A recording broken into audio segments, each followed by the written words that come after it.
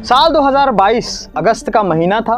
BJP का एक बड़ा फैसला जिसने अखबारों की सिनारियों को तो बदल ही दिया था, साथ ही साथ बीजेपी में कार्यरत जो कार्यकर्ता थे उनके बीच एक कलह मचा दी थी। एक चर्चा का विषय बन गया था कि आखिर इतना बड़ा फैसला चुनाव के एक साल ठीक पहले क्यों लिया गया। फैसला क्या था? फैसला था प्रदेश अध्यक्ष की कुर्सी बदलकर अरुण साव को प्रदेश अध्यक्ष बनाना। अब लोगों का ये कहना था कि पहले विष्णुदेव साय प्रदेश अध्यक्ष थे। विष्णुदेव साय पुराने नेता हैं, आदिवासी चेहरा थे और उनको हटा करके अरुण साव को उस गद्दी पर बैठाना, कांग्रेस भी इस बात से गुरेज नहीं कर रही थी। वो कहने से कहीं नहीं चूक रही थी, आदिवासियों के साथ ये दुर्व्यवहार हो रहा है। लेकिन बीजेपी चूंकि सरप्राइजिंग पार्टी रही है तो उसका फैसला भी बिल्कुल सरप्राइज रहता है और जो नतीजे आते हैं वो भी सरप्राइज रहते हैं, और बिल्कुल वैसा ही हुआ। अरुण साव को जब जिम्मेदारी दी गई तो लोगों का ये कहना था कि एक नए शख्स तो नहीं कह सकते, लेकिन एक बार के सांसद और मुंगेली के रहने वाले, बिलासपुर से एक बार के सांसद अरुण साव को जब ये जिम्मेदारी दी गई तो लोगों का कहना था कि एक साल चुनाव बचे हैं, इतने में क्या हो पाएगा। लेकिन जिस कंधे पे बीजेपी ने जिम्मेदारी दी थी वो कंधा आज उप मुख्यमंत्री के रूप में उजागर होकर सामने आया है। और बिल्कुल छत्तीसगढ़ में जब 2022 के एक साल बाद चुनाव होता है और चुनाव का नतीजा आता है तो जीत के ग्राफ में बीजेपी अपने आप को उस पायदान पे पाती है जिस पायदान पे वो सोच भी नहीं सक रही थी। और मुख्यमंत्री बनते हैं विष्णुदेव साय। यहाँ पर भी लोग चौंक जाते हैं। जो लगातार आरोप लगा रहे थे कि प्रदेश अध्यक्ष की कुर्सी से हटाया गया एक आदिवासी नेता को, वही आदिवासी नेता मुख्यमंत्री बनता है। उप मुख्यमंत्री का ताज जिसके सर पे आता है वो नाम अरुण साव। ओबीसी चेहरे के नाम पर एक बड़ा अगर कोई नाम था तो वो था अरुण साव का। और पूर्व मुख्यमंत्री भूपेश बघेल के सामने अगर कोई टिक सकता था तो वो अरुण साव। तो इसी तरह ये सारी सिनारियो बीजेपी ने लिखी। इसके पीछे की कहानी लिखी थी अमित शाह ने, क्योंकि मुख्यमंत्री और उप मुख्यमंत्री की कहानी लिखने वाले के हाथ में जो कलम थे और वो हाथ था अमित शाह का। तो आज आपको जो कहानी सुनाएंगे वो कहानी है उप मुख्यमंत्री बने अरुण साव की। एबीवीपी और आरएसएस को बीजेपी की जड़ें कहा जाता है। अरुण साव ने इसी जड़ से राजनीति की शुरुआत की। मुंगेली से ग्रेजुएशन और बिलासपुर से कानून की डिग्री लेने के दौरान एबीवीपी में सक्रिय रहे। 1990 में एबीवीपी की मुंगेली जिला यूनिट के अध्यक्ष बने। बाद में एबीवीपी की राष्ट्रीय कार्य समिति के सदस्य भी रहे।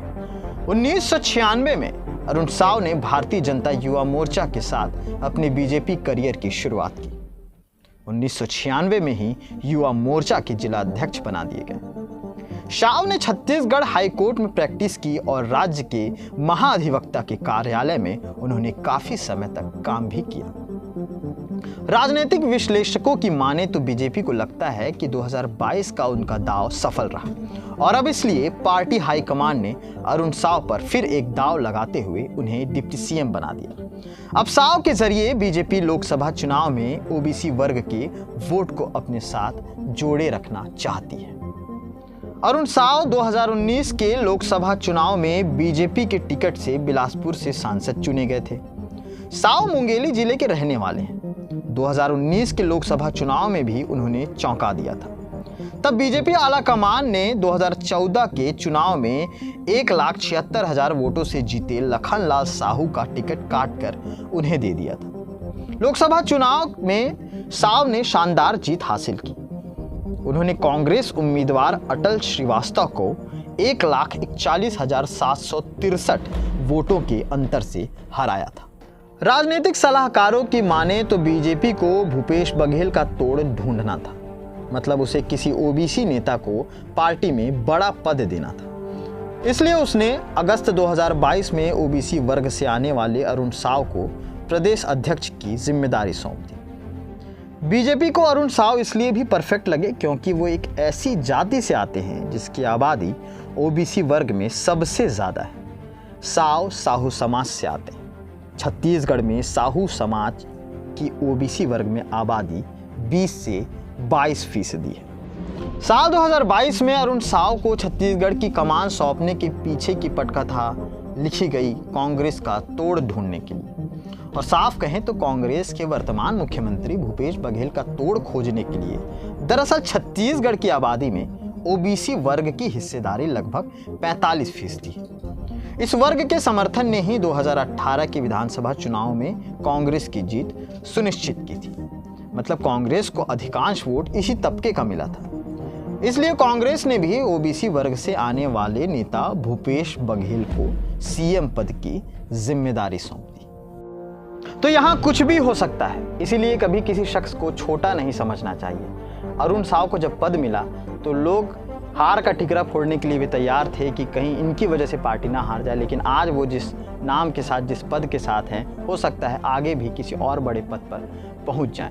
क्योंकि जैसा मैंने पहले कहा, सरप्राइजिंग पार्टी रही है बीजेपी के फैसले बिल्कुल अड़ीग थे और चुनाव के नतीजे आने के बाद तो लोगों को ये समझ में भी आ गया। आगे और ऐसे किस्सों के साथ आपके बीच आएंगे और विधायकों, नेताओं की कहानी आपको सुनाएंगे।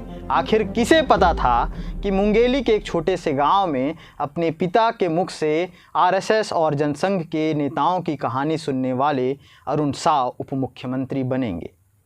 तो फिलहाल के लिए विदा लेता हूं, लौटेंगे अन्य ऐसे किस्सों के साथ। शुक्रिया।